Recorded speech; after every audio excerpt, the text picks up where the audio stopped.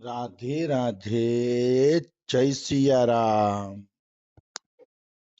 આપણે શ્રી શ્રી ગયા પ્રસાદ પંડિતજીનું ચરિત્ર ચાલે છે. ગયા પ્રસાદ પંડિતજીના ચરિત્રમાં આપણે આચરણનો શું અર્થ થાય છે એ વસ્તુ ઉપર વિચાર કરીએ છીએ કે આચરણ એટલે શું. આમ તો આચરણનો સીધો સીધો અર્થ કરીએ ગુજરાતીમાં તો એવું ચરિત્ર કે જે ચરિત્ર ભગવાનને ગમી જાય. આપણા આચાર વિચાર એવા કે ભગવાનને ગમી જાય. આચરણનો સીધો અર્થ તો આવો થાય છે. પણ શ્રી શ્રી ગયા પ્રસાદ પંડિતજી જે અર્થ કરે છે એના ઉપર પણ આપણે ધ્યાન આપીએ. હા તો ગયા પ્રસાદ પંડિતજીએ આચરણનો ત્રીજો અર્થ કંઈક એવો કર્યો છે કે આચર આચર એટલે ગોદ અથવા આંગળું થાય. હા અને ન એટલે મત છોડો મતલબ છોડતા નહીં. એટલે ત્રીજો અર્થ થાય આચર એટલે ગોદ, ન એટલે છોડતા નહીં. અર્થાત પ્રભુની ગોદ ક્યારેય છોડતા નહીં. એ છે આચરણનો અર્થ. હા કે તમને બહુ મુશ્કેલીથી ભગવાનનો ખોડો પ્રાપ્ત થયો છે, ભગવાનની ગોદ પ્રાપ્ત થઈ છે, તો એ ગોદ તમે છોડતા નહીં. અને આચરનો આંગન અર્થ કરી તો એવો અર્થ થાય છે કે મેરો આંગન મત છોડે, નિરંતર મેરી ही गोद में मेरे ही आंगन में खेलतो रहे. જો આચરનો અર્થ આંગણું કરીએ તો પણ બરોબર અર્થ છે કે ભગવાનનું આંગણું ક્યારેય છોડવું જોઈએ નહીં. જ્યાં સુધી છોકરું ફરિયામાં આપણા આંગણામાં રમતું હોય ને ત્યાં સુધી સુરક્ષિત છે.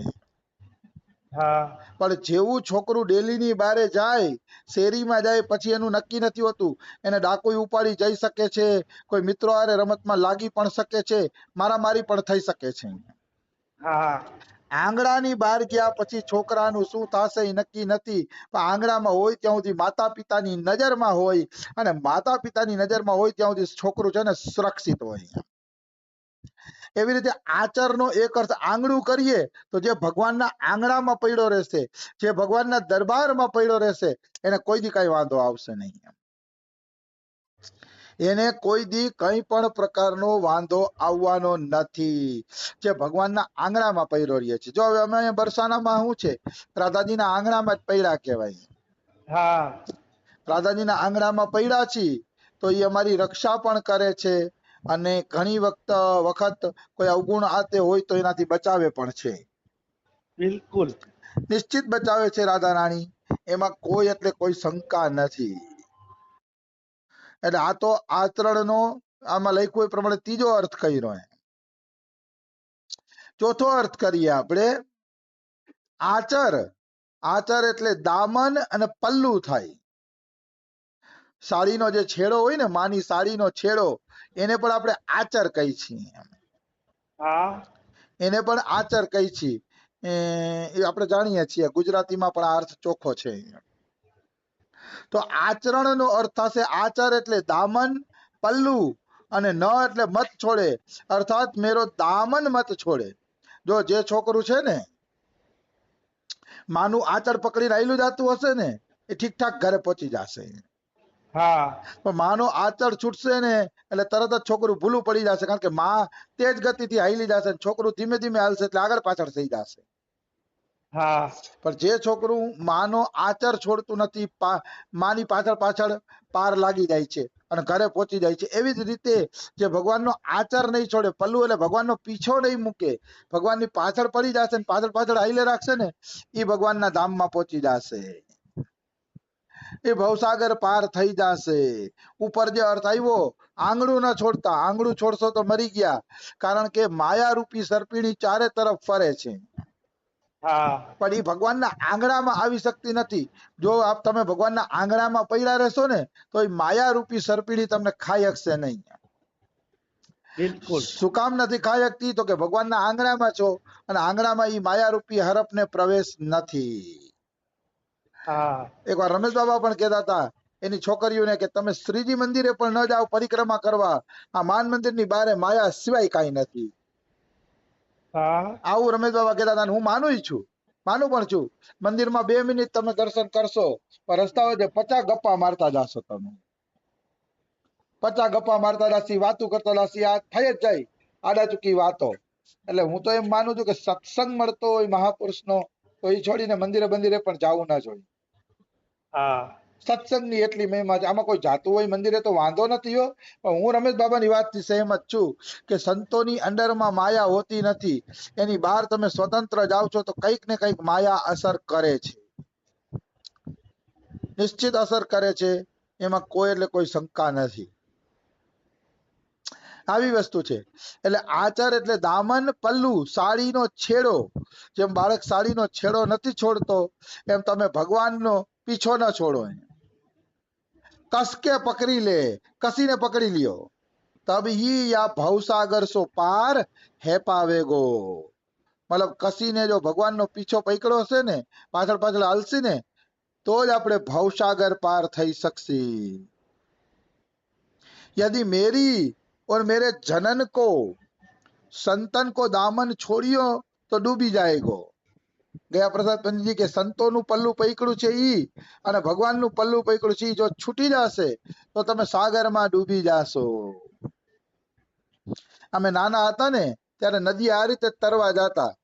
મારો પાસે કપડું પકડાવી દઈએ, પછી પોતે પાણીમાં તરતા જાય ને અમને તરવાનો અભ્યાસ કરાવતા જાય એક હાથે.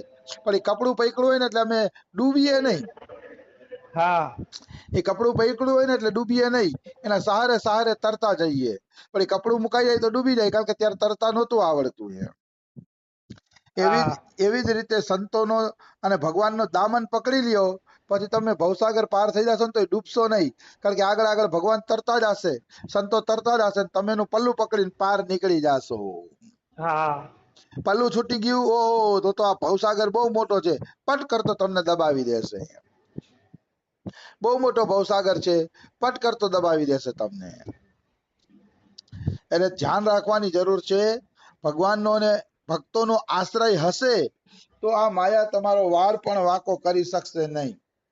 અને ભક્ત ભગવાનનો આશ્રય નથી તો માયા ગમે ત્યારે ખાઈ જવાની શક્યતા છે. એમાં કોઈ એટલે કોઈ શંકા નથી. આધાર હોવો જરૂરી છે. અમારા પપ્પા અમને તરતા શીખવાડતા ને તો શું કરે, ઓલું નારિયેળીનું મોટું તાળછું હોય, નારિયેળીનું, હા એ નારિયેળીનું તાળછું નદીમાં નાખી દઈએ પછી એની ઉપર અમને હુવડાવે. તાળછું છે ને નૌકા જેવું હોય, આપણો ભાર ઉપાડી દઈએ, ડૂબવા ન દઈએ. હા એ નારિયેળીના તાળછા ઉપર પછી અમે હાથ પગ હલાવતા હલાવતા તરતા શીખાય, નારિયેળીના તાળછા ઉપર. એટલે કહેવાનો ભાવ શું છે કે આધાર, નારિયેળીના તાળછાનો આધાર હોય ને તો આપણે ડૂબીએ નહીં. હા ત્યારે તો ભાઈ ઓલા ટ્યુબના ટાયર આવતા હતા હવા વાળા, પણ ઈ તો હવે અમારી પાસે હતા નહીં, એટલે અમે ખેડૂતના નારિયેળના તાળછાનો ઉપયોગ કરતા. પછી હા અમારા ગામમાં મોટી નદી છે, ઊંડ નદી, ખૂબ નાયા. પપ્પા ને બધા અમે જાતા નાવા, એકલાય વયા જતા, ક્યારેક નાયા, ખૂબ નાયા, આનંદ લીધો છે. એટલે આવી વસ્તુ છે. તો પાંચમો અર્થ છે, અહીંયા આપણે પ્રવેશ કરીએ. आचर को व्रज भाषा में स्तन हु कहे है. આ છેલ્લો અર્થ છે. હા આચર ને વ્રજ ભાષામાં સ્તન કહેવામાં આવે છે.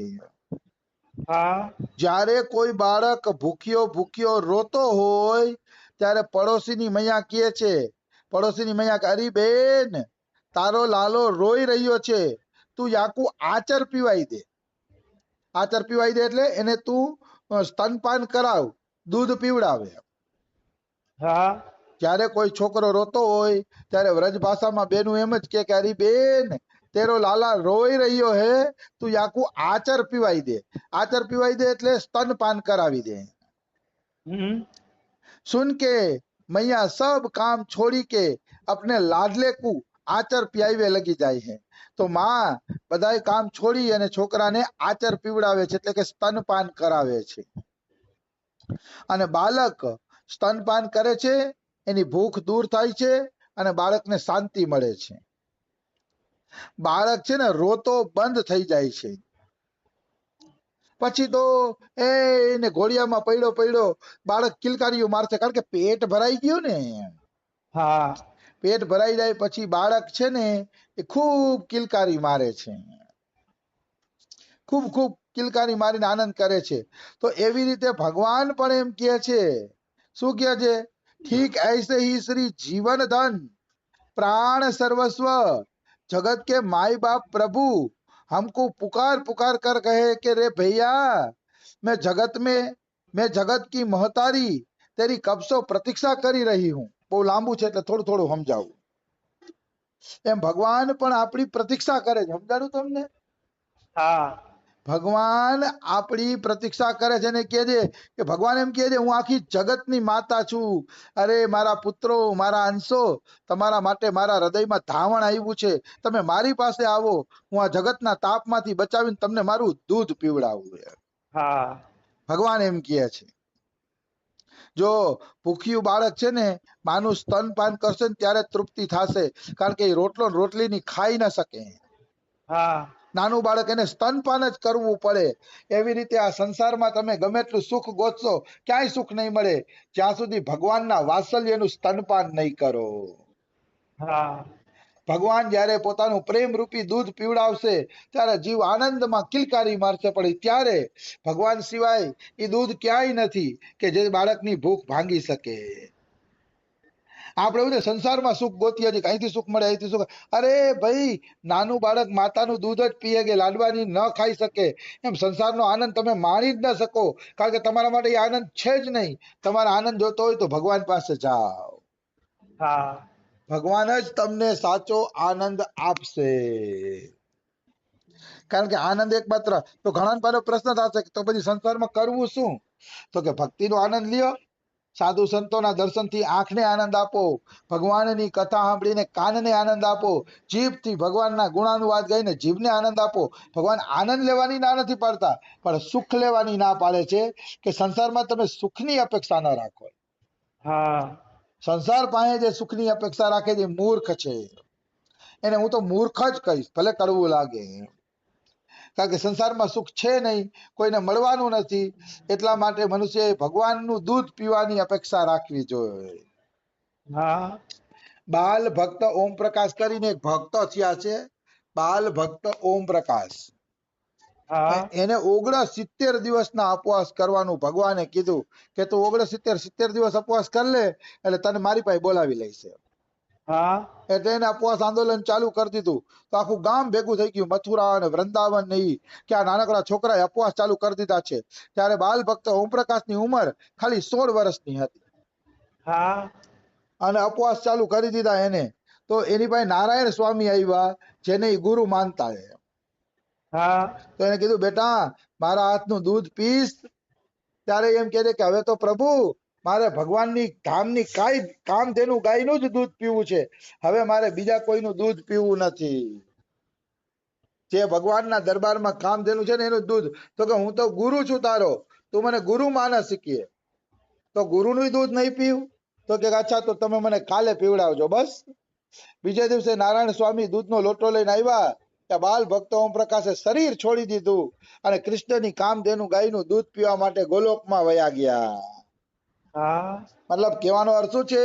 અહીંયા જેમ કીધું ને ગયા પ્રસાદજીએ કે માના સ્તનનું દૂધ પીવે ત્યારે જ બાળકનું પેટ ભરાય, એમ હવે આશા એવી જ રાખો કે સંસારના કઈ સુખ લેવા નથી. સુખ લેવું છે તો કેવલ ભગવાનનું સ્તનપાન કરીને, એના હૃદયનો વાત્સલ્ય અને પ્રેમ પ્રાપ્ત કરીને જ હવે આનંદ લેવો છે. બાકી કોઈ આનંદ હવે જીવનમાં જોઈ નહીં. બીજા આનંદને તિલાંજલિ આપી દો, કારણ કે આનંદ આનંદ નથી, પરિણામમાં દુઃખ છે. તાજા રસગુલ્લા ખાશો ને તો 2 મિનિટ આનંદ આવશે, પરિણામમાં દુઃખ ઉત્પન્ન થશે. એ રસગુલ્લું ખાવાથી તમારું પેટ બગડી જશે, ડાયાબિટીસ થઈ જશે. એટલે સંસારના સુખ પરિણામમાં ઝેર જ છે. એટલે એને તિલાંજલિ આપી દો અને ભગવાનનો આનંદ લેવાની કોશિશ કરો, કારણ કે સાચો આનંદ કેવળ અને કેવળ ભગવાન પાસે જ છે, બીજા કોઈ પાસે છે નહીં. આ સનાતન સત્ય નિયમ છે. તો હજી આપણે આચાર ઉપર અર્થ કાલે લેશી. આજે સમય થઈ ગયો છે. રાધે રાધે, જય સિયા રામ. રાધે રાધે.